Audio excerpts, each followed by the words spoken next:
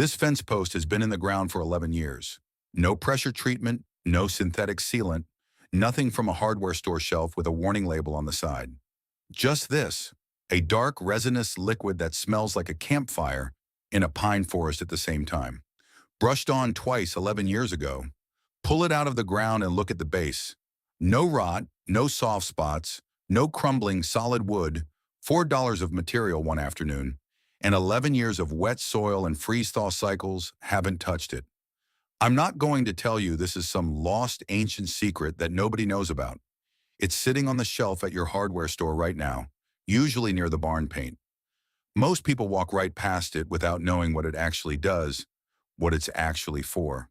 Pine tar, the real Viking one. And the reason it works is honestly kind of beautiful once you understand it. So let me just show you. You already know the smell.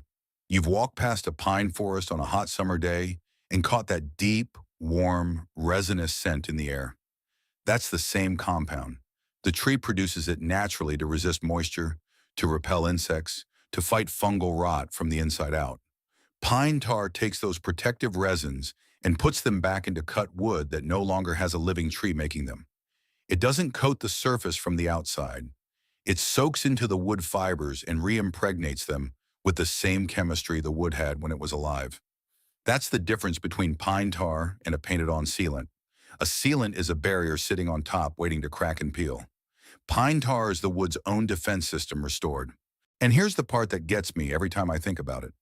The Norwegian stave churches, entirely wooden structures, no stone foundation, built in the 11th and 12th centuries, are still standing today. Exterior surfaces coated in pine tar. The oldest surviving one has been standing since approximately 1130 AD. 900 years, harsh Nordic winters, heavy snow loads, and the wood is still there. That's not a product to claim. That's a building you can go visit. The history of this goes further back than most people expect. Archaeologists near Uppsala, Sweden have found pine tar production pits, radiocarbon dated to 540 BCE. Not the Viking Age, 500 years before it. By the time the Vikings were building their ships, tar production had already scaled into what researchers now describe as industrial operations.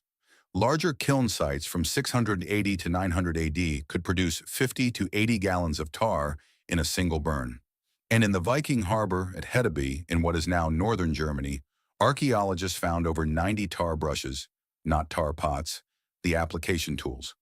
They were treating their ships, their ropes, their rigging, and their timber buildings on a regular schedule the same way a modern shipyard applies anti-fouling paint before a vessel goes back in the water.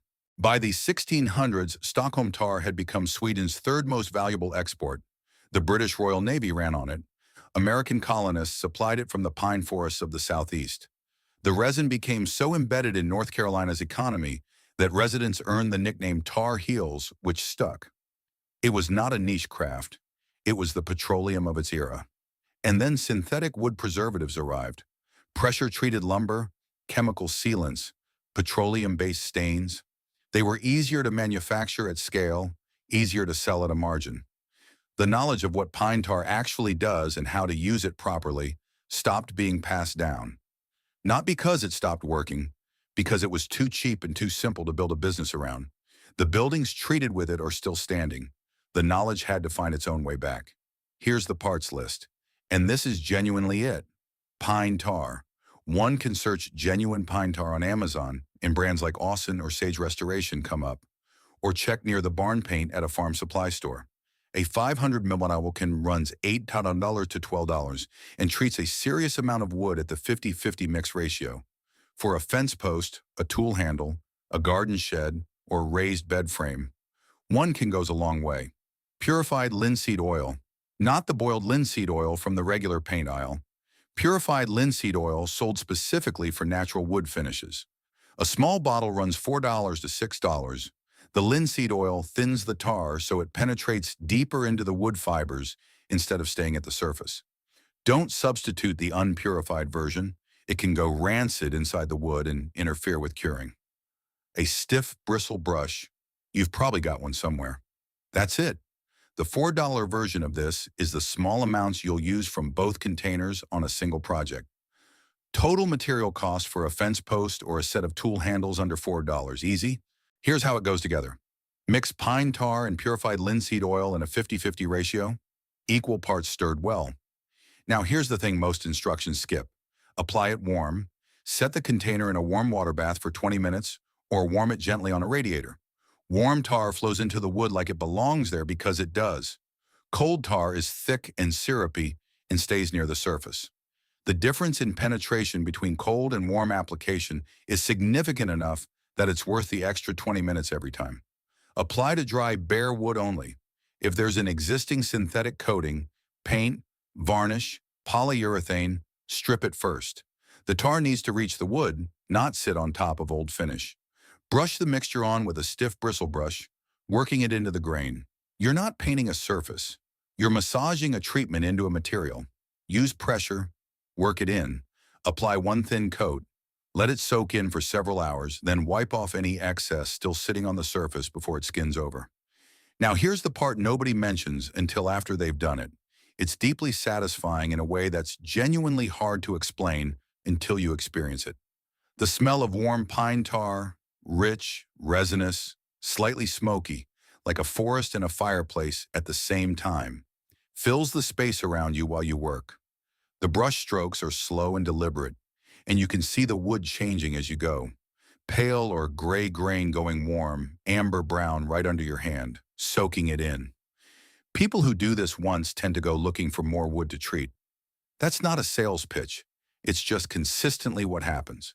Let it cure for 48 to 72 hours, then apply a second coat the same way. 2 coats minimum for anything going into the ground. Fence posts, footings, raised bed corners. Put a third coat on the buried section before it goes in. Here's the one thing people get wrong when they first do this. They apply it too thick.